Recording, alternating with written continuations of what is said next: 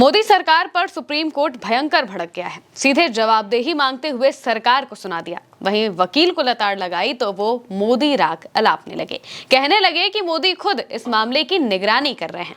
दरअसल पूरा मुद्दा नीट पेपर लीक का है, जो कि अब सुप्रीम कोर्ट पहुंच गया है। और इसी मामले पर सरकार से कोर्ट ने पूछा कि आखिर फेलियर हुआ कैसे, यूपीएससी में फेलियर क्यों नहीं होता, एनटीए ऐसा क्या कर रहा है कि बार बार पेपर लीक हो जा रहा है।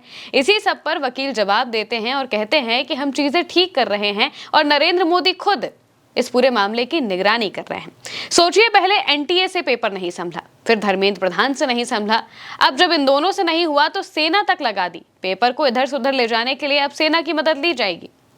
और अब कहा जा रहा है कि नरेंद्र मोदी खुद इस मामले को देख रहे हैं। जब सब कुछ उन्हें ही देखना है तो इतना तंत्र किस लिए लगा है? सब कुछ कर लेंगे लेकिन शिक्षा मंत्री की जवाबदेही नहीं मांगेंगे। अब सुप्रीम कोर्ट में सरकार से सवाल पूछने पर वकील ने ये बातें कही। अंदर क्या क्या हुआ, कोर्ट ने क्या सुनाया है, सब बताते हैं आपको। नीट पेपर लीक मामले में सुप्रीम कोर्ट में सुनवाई हुई। इस दौरान अदालत ने नेशनल टेस्टिंग एजेंसी यानी कि एनटीए की कार्यप्रणाली पर सवाल उठाए। कोर्ट ने पूछा कि जब पहले से हाई पावर्ड कमेटी बनाई गई थी और कई सिफारिशें लागू की जा चुकी थी, तब भी ऐसी बड़ी चूक आखिर कैसे हो गई। सुनवाई के दौरान सॉलिसिटर जनरल तुषार मेहता ने सुप्रीम कोर्ट को बताया कि पूर्व इसरो चेयरमैन की अगुवाई वाली कमेटी ने अपनी रिपोर्ट और जवाब कोर्ट में दाखिल कर दिया है। इसके बाद जस्टिस नरसिम्हा ने सवाल उठाते हुए कहा कि इम्प्लीमेंटेशन की कितनी निगरानी हुई थी और ये फेलियर आखिर कैसे हुआ। कोर्ट ने कहा कि अगर हाई पावर्ड कमेटी बनने के बाद भी पेपर लीक जैसी घटना सामने आई है तो इसका मतलब या तो मूल सिफारिशों में कोई कमी थी या फिर उन्हें ठीक तरीके से लागू नहीं किया गया। सुनवाई के दौरान इसरो के पूर्व अध्यक्ष राधाकृष्णन ने कोर्ट को बताया कि कमेटी ने लॉन्ग टर्म के लिए 35 और शॉर्ट टर्म के लिए 60 सिफारिशें दी थी। राधाकृष्णन ने कहा कि कमेटी ने एनटीए को और मजबूत बनाने की सलाह दी थी। उन्होंने माना कि मामला क्वेश्चन पेपर से छेड़छाड़ का था, लेकिन कई सुधार लागू किए जा चुके हैं। उन्होंने कोर्ट को भरोसा दिलाया कि अगले महीने होने वाली री-नीट परीक्षा में इन सभी पहलुओं का विशेष ध्यान रखा जाएगा। लेकिन सुप्रीम कोर्ट ने साफ कहा कि जब तक असली जवाबदेही तय नहीं होगी तब तक ऐसी घटनाएं रुकने वाली नहीं है। कोर्ट ने कहा कि ये सिर्फ ये जानने का मामला नहीं है कि कौन जिम्मेदार है, बल्कि ये समझना जरूरी है कि जिम्मेदारी आखिर किसके कंधों पर थी और किसने अपनी ड्यूटी सही तरीके से नहीं निभाई।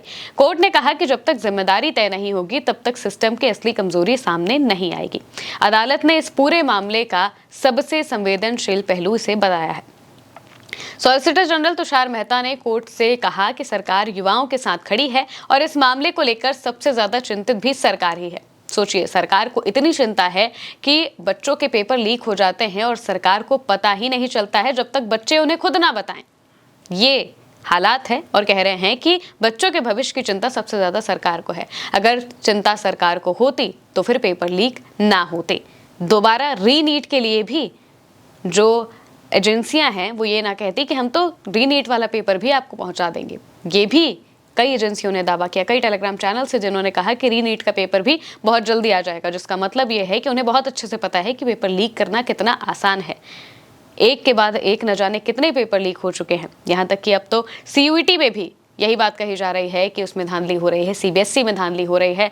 शिक्षा व्यवस्था पूरी तरह से चरमरा गई है, लेकिन सरकार सब कुछ कर लेगी, सेना तक को उतार देगी, लेकिन शिक्षा मंत्री से जवाबदेही नहीं मांगेगी, शिक्षा मंत्री का इस्तीफा नहीं मांगेगी, ना ही चीजों को बेहतर करेगी। उन्होंने कहा कि 21 जून को होने वाली परीक्षा के लिए नया मैकेनिज्म तैयार किया गया है और इसकी निगरानी सबसे ऊंचे स्तर पर की जा रही है। नया मैकेनिज्म क्या है ये भी बताना जरूरी है।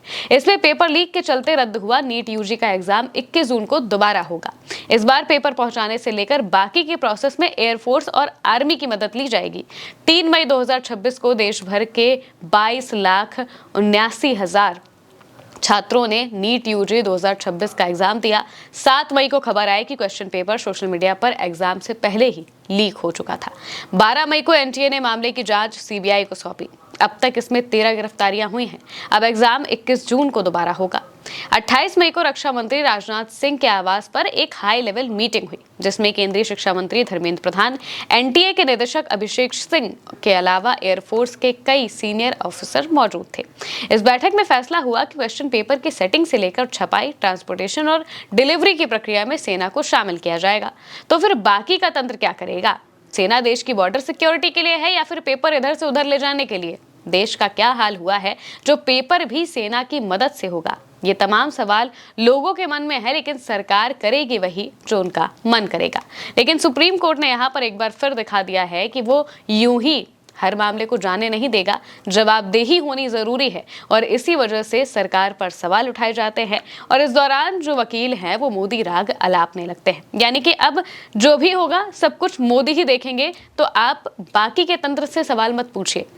आप ये नहीं पूछिए कि आखिर शिक्षा मंत्री क्या कर रहे हैं, शिक्षा व्यवस्था इस तरीके की क्यों है।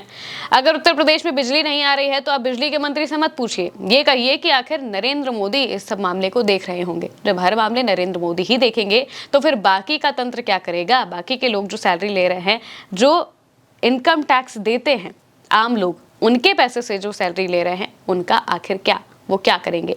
वो क्या सिर्फ और सिर्फ इस तरीके से लोगों को परेशान करने के लिए मौजूद हैं? आखिर कब तक इसी तरीके से चीजें चलेंगी, सवाल इन्हीं सब पर है। लेकिन अभी मौजूदा वक्त में सुप्रीम कोर्ट में सुनवाई हो रही है, देखना होगा कि क्या कहा जाता है वहां पर आगे। फिलहाल के लिए मेरे यानी महिमा के साथ इस खबर में इतना ही। आप देखते रहिए उल्टा चश्मा न्यूज़।